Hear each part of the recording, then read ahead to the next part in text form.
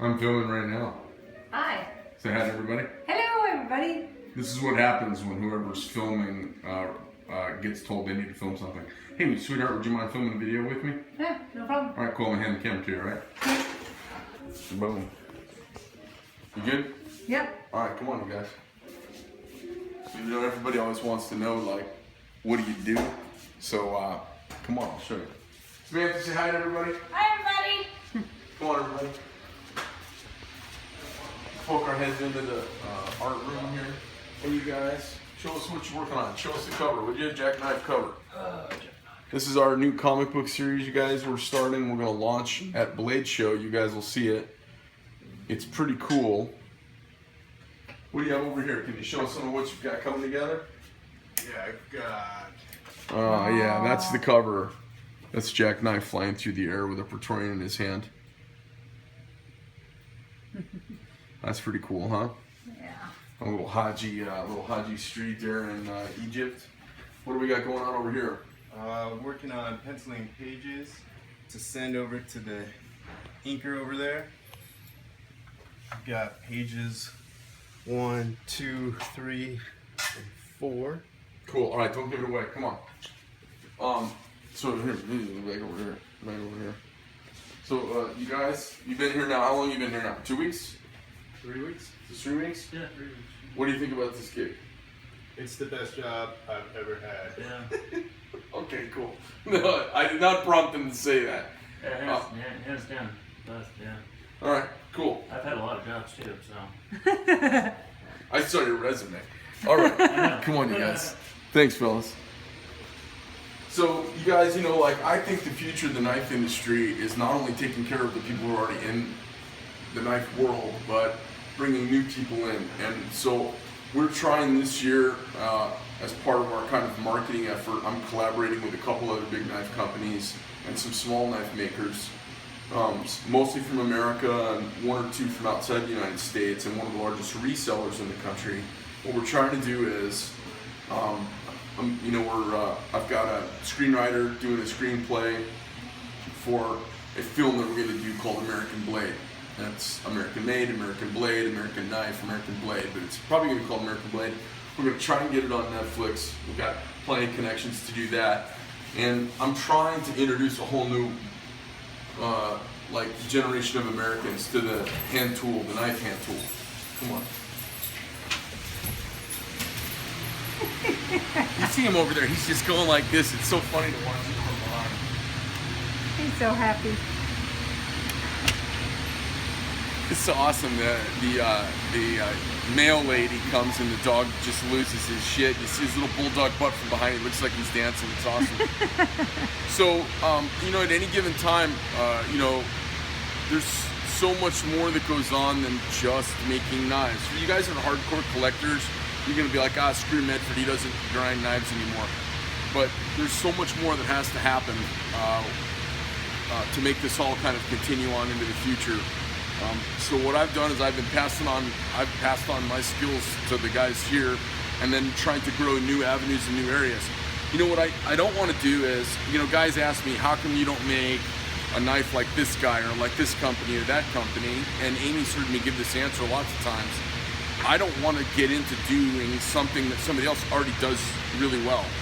If I do that, what's the point of me getting into some space in the marketplace where some guy already serves that market really well at a great price, does an awesome job?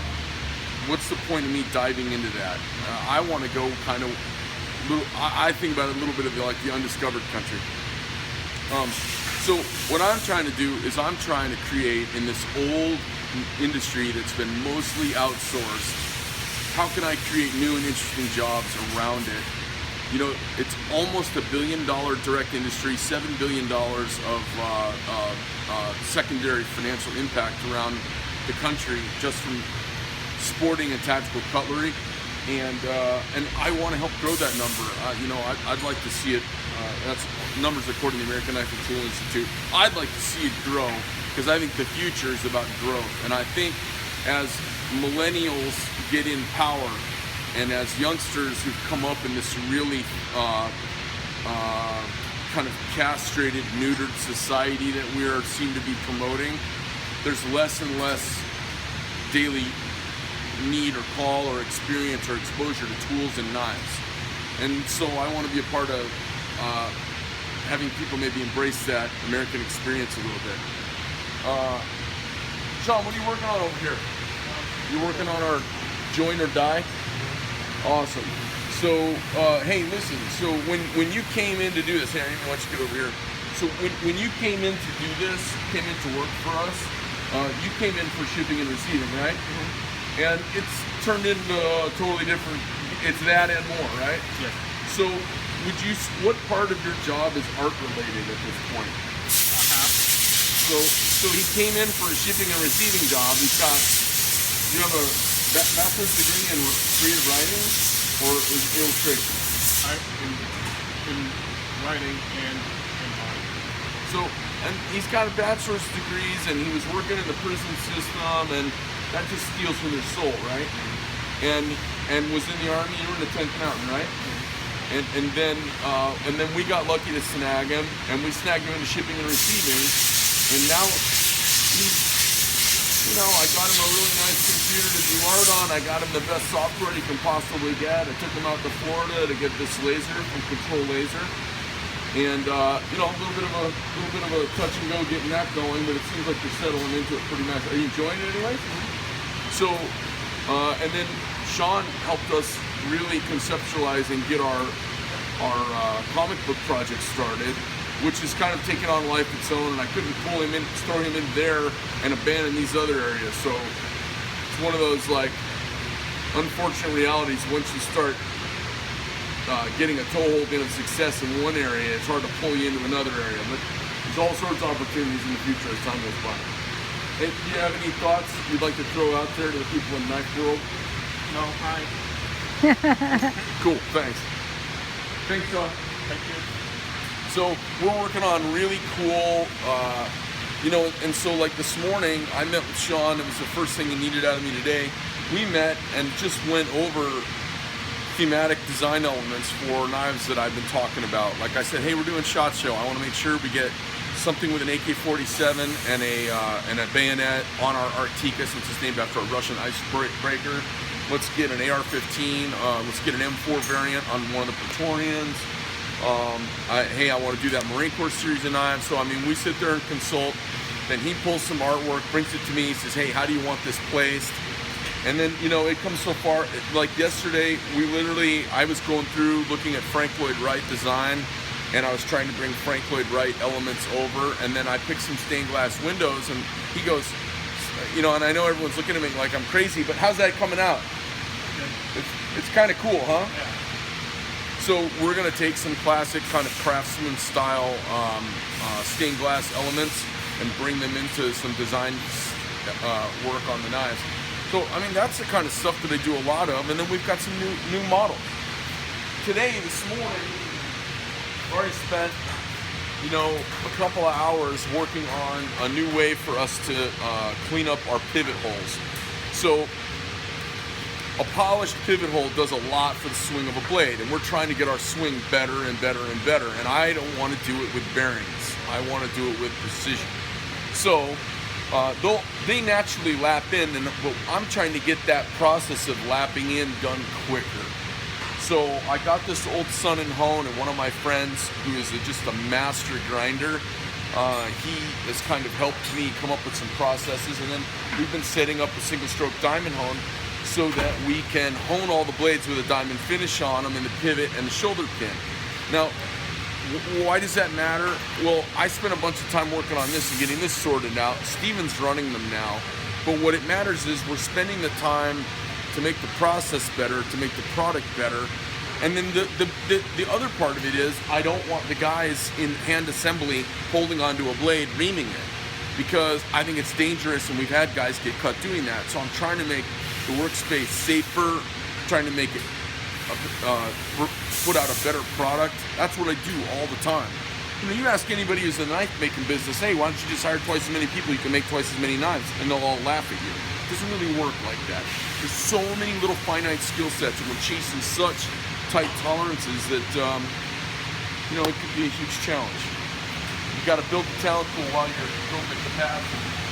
Phil, how you doing, man? Pretty good. All right. What are you working on for me?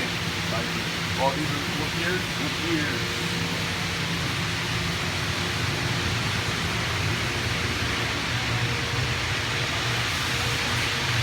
We have any new models kind of put together, running together.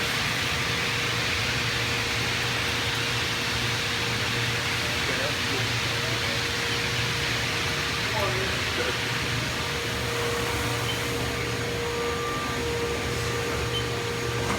This is a new knife you guys haven't seen yet. It's called the Eris, E-R-I-S. Is a really cool little knife. I think you guys are gonna love this thing. That's got a clip too, right? All right, eventually. All right, cool. And then how about do you have any? Is there a Theseus that's marked up?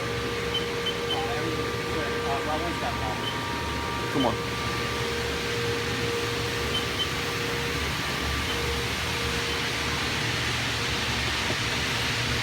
Gonna show you guys some new knives. Come on. So like this morning, I was working on, we ground some new blades. So when you grind in a new blade, we have two ways to go. I can be the like nerdly engineer in the background who draws a picture of how it should be and then make it so. I don't really function like that. I'm a little more organic in how I approach it. So I drew the knife and I had three possibilities for how the grinds could go on it. And then I got together with the guys and we ground those three possibilities. And I let Joe launch one, I let Mike launch one, and one of the other guys did. And what that does, like, can I go grind a false edge and a hollow grind? Fuck yeah, I can do that in my sleep. The problem is, it doesn't help our company.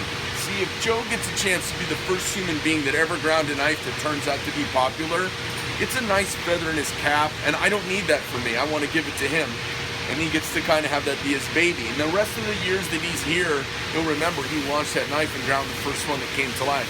Or if those three guys have a competition for how to grind the blade on the Theseus, and one of them wins, they get some personal ownership of the model as it comes into fruition.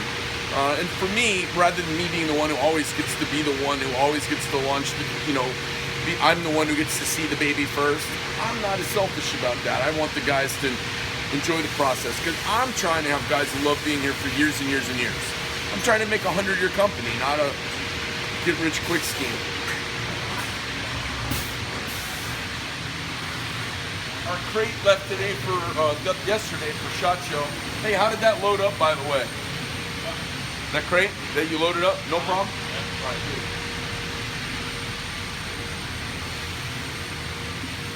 You guys are cranking away in here, like Jason. I gave him the design, and then I gave him a little bit of freedom to do some grinds on the hand, and he wanted me to. I showed him how we hold it, and then he's like, okay. And I said, I'm thinking about a couple things here and one thing here, but do what you want. And then he does something and makes it jive. Got Chris over there, big guy. He's a brand new apprentice grinding. He's got good chops for grinding. Come on over here. Mike, what you working on? Anodizing? Just quick anodizing. SHOT Show stuff? Everybody always wants to see the magic of anodizing, but all it is power, temperature, electrolyte, and where you are in relationship to the anode. All right, cool. Come on.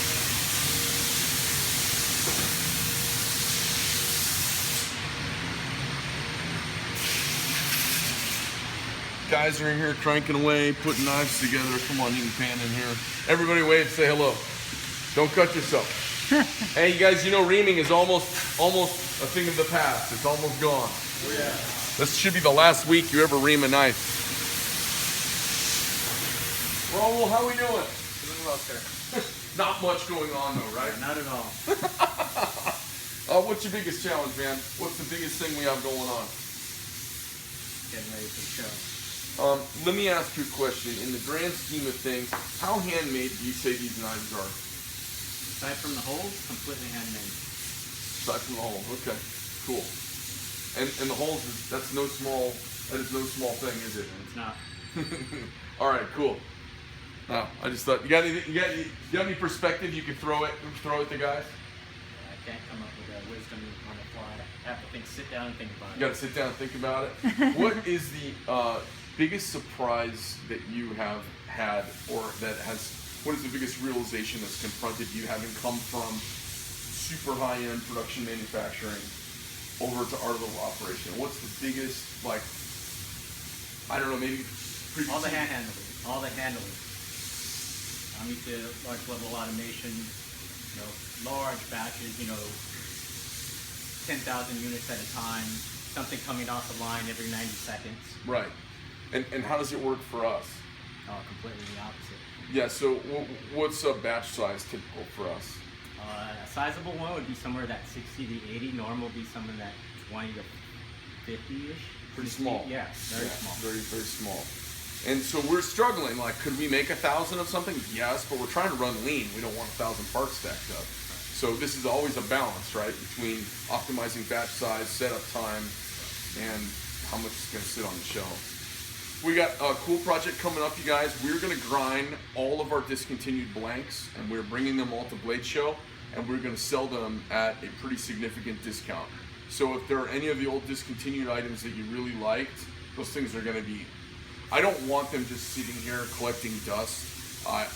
They were and continue to be viable. They're just not fresh new designs this year. So for anybody who had a hankering for them, but they were a little too much, we're gonna blow them out like below cost. We're gonna let them rip. I want a bunch of people to get them in their hands and hit the knife scene with them. So you were surprised by how small the batches were and how much handwork's required on everything. And we're trying to strike the right balance with that, right? Cool. All right. Well, thanks, Max. This is, you guys know where we stage everything up.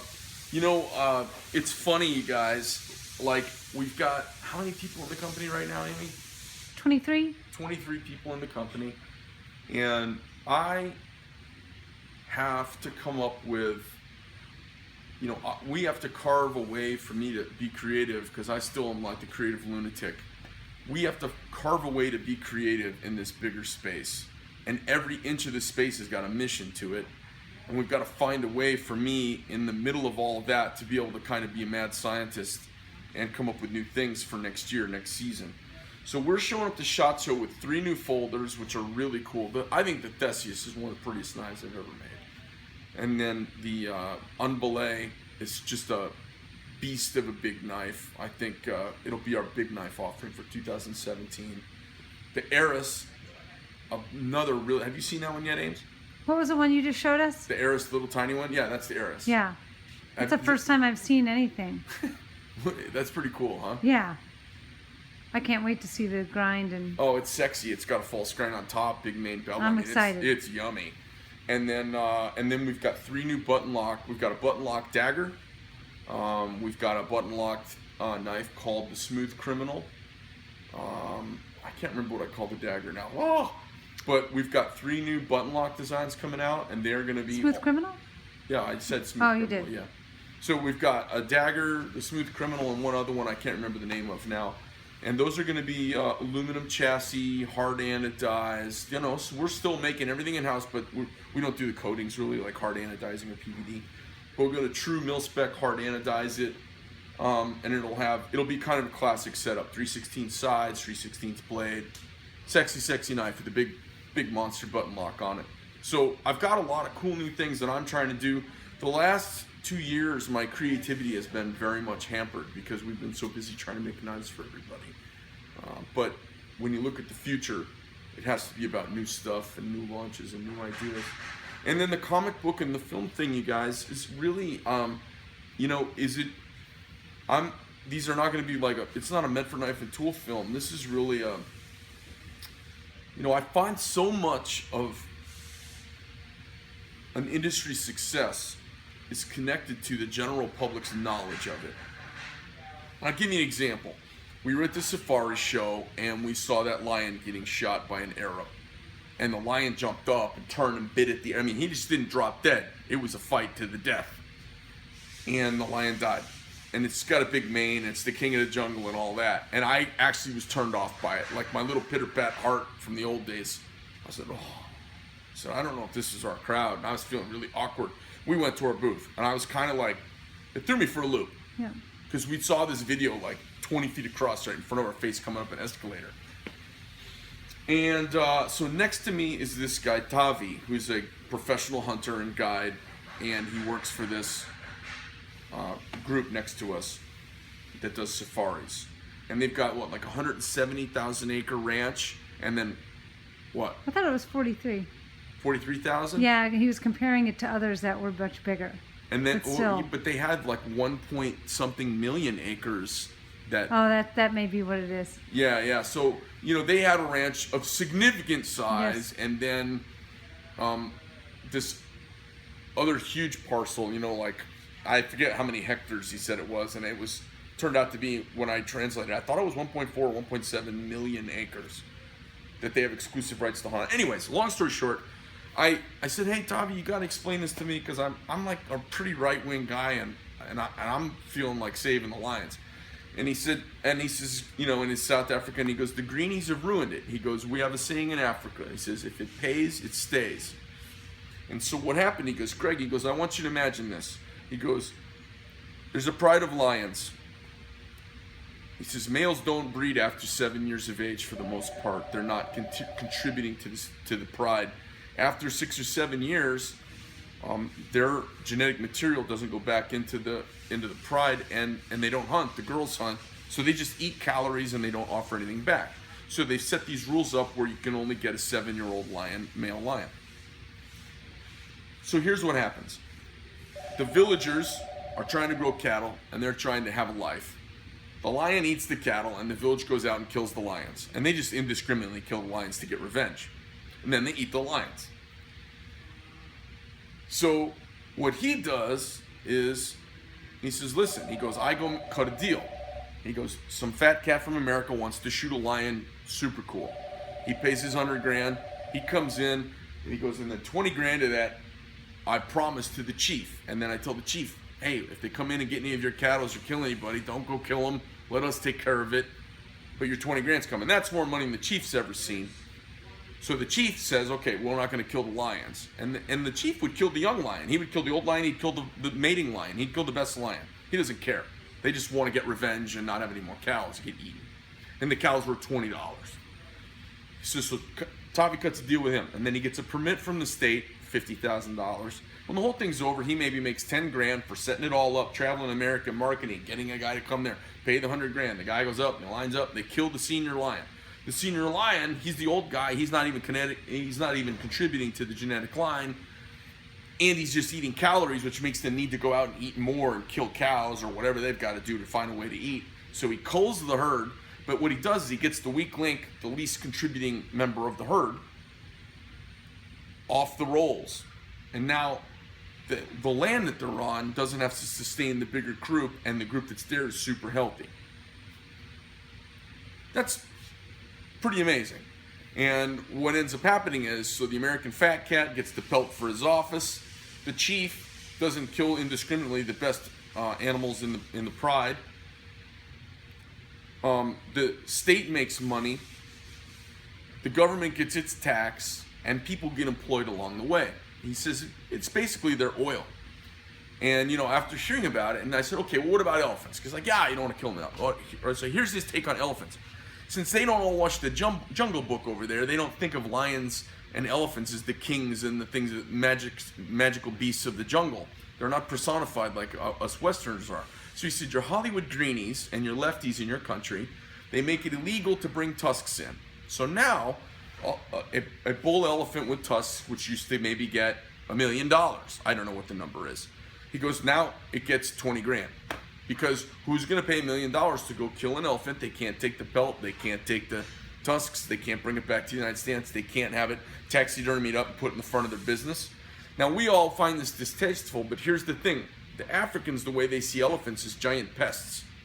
So if you're a tribal group and you have a leader, a chieftain or a mayor or whatever, and you've got a stand of forest that is near your city, your town, or the village you live in, the elephants will come through there and push the whole forest over, to get the top little sweet leaves. And so they'll kill a 400-year-old acacia tree to eat some leaves on the top, and they eat about 500 pounds of foliage a day.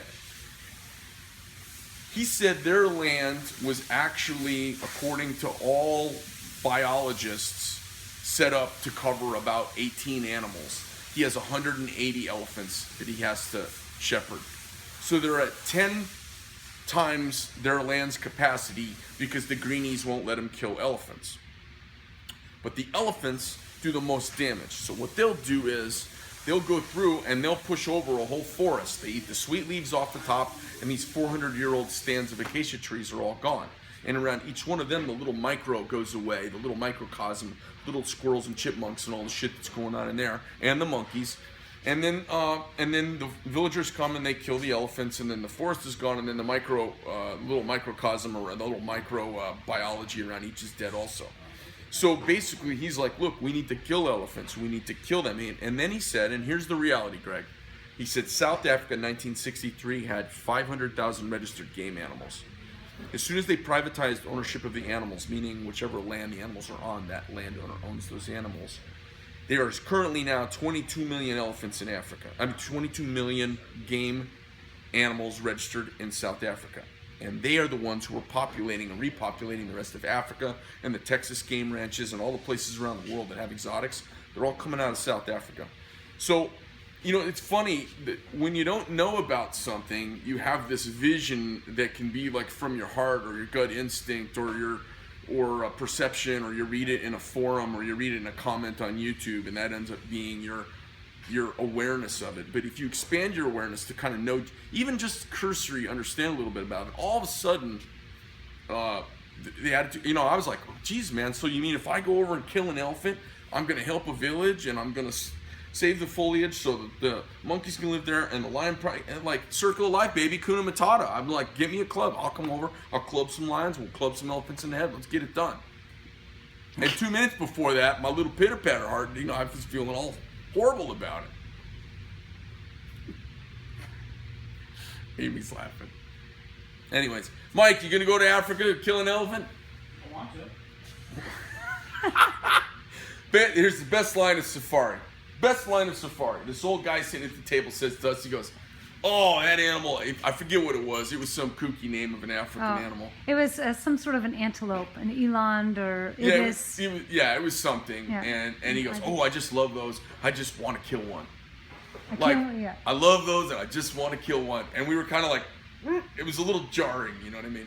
Anyways, after I got schooled up by somebody who actually lives in Africa and has lived there his whole life and is very pro-animal, pro-conservation, when I heard his take on it, so like the Greenpeace, the Greenies, the Hollywood liberals, the liberal 5 cities in America that shoved liberalism and communism and Marxism and socialism and their form of totalitarian thought up our asses, they're the ones pushing for making all of these killing of these animals illegal. And what they're doing is, as soon as you make it illegal to bring these big game animals into America, their pelts, and we don't want to decimate. Nobody wants any of these decimated. They all make their living. Their whole life is around this.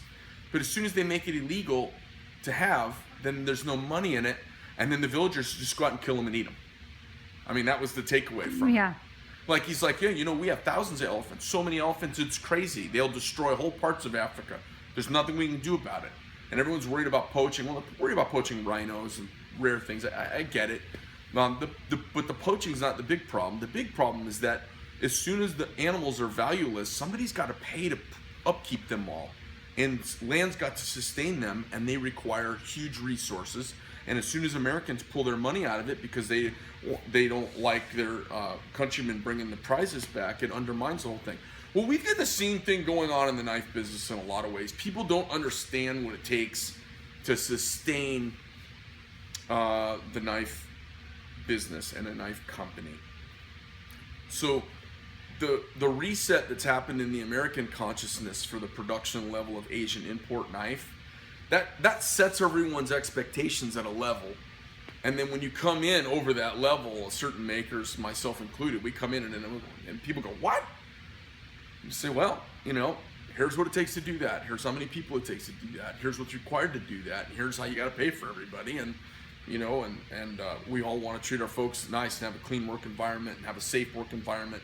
We want to have insurance, and we want to have workman's comp, and we want to have unemployment insurance, which fortunately we don't need, but we want to have all of these things. We want to have 401ks, which we have for all of our guys. We want to have all those stuff, and everyone wants that from an employer.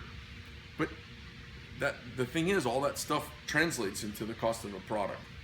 And so, you know, that kind of explains sometimes why we're in the section that we're in. And I wanted, you know, it's curious to hear a guy who comes from production to kind of laugh when someone calls us a production knife company. He kind of laughs at us because, you know, we do lots of 20 and 50. We're not exactly a big production company in any way, shape, or form. And everything is so handmade, it freaks people out. That's probably the number one takeaway people get when they come here, huh, Ames? Yes. They just can't believe how much handwork goes into everything. So we got a lot of cool stuff going on. We got new models. We got all kinds of new things. And then I don't want you guys to think for a minute I'm trying to get out of the knife business or I'm distracted from the knife business. The comic book thing I'm doing is it's knife centric. I mean, the main character's name is Jack Knife. And it's a play on words that should be fun. We're making up this character that goes through and saves the day with a knife all the time. And it'll be knives for you guys who are MK Tooligans. It'll be knives that you know, you were familiar with the knife. And then we're building a cool little story about some mythology about the knife, behind the knife, for the character in the comic series. And then we're trying to do this educational movie because I want to educate the American public about how much badass handwork and dedication is required to make knives in my company and 3 or 4 other choice companies. And the narrative is, you know, look, you know, all the other manufacturers of really cool high-end products are in the same boat. We have to, you know, if you're not rich, you can't afford to buy cheap. It's one of the most, I don't know, kind of hit home phrases I've heard in the last year. If you're not wealthy, you can't afford to buy cheap.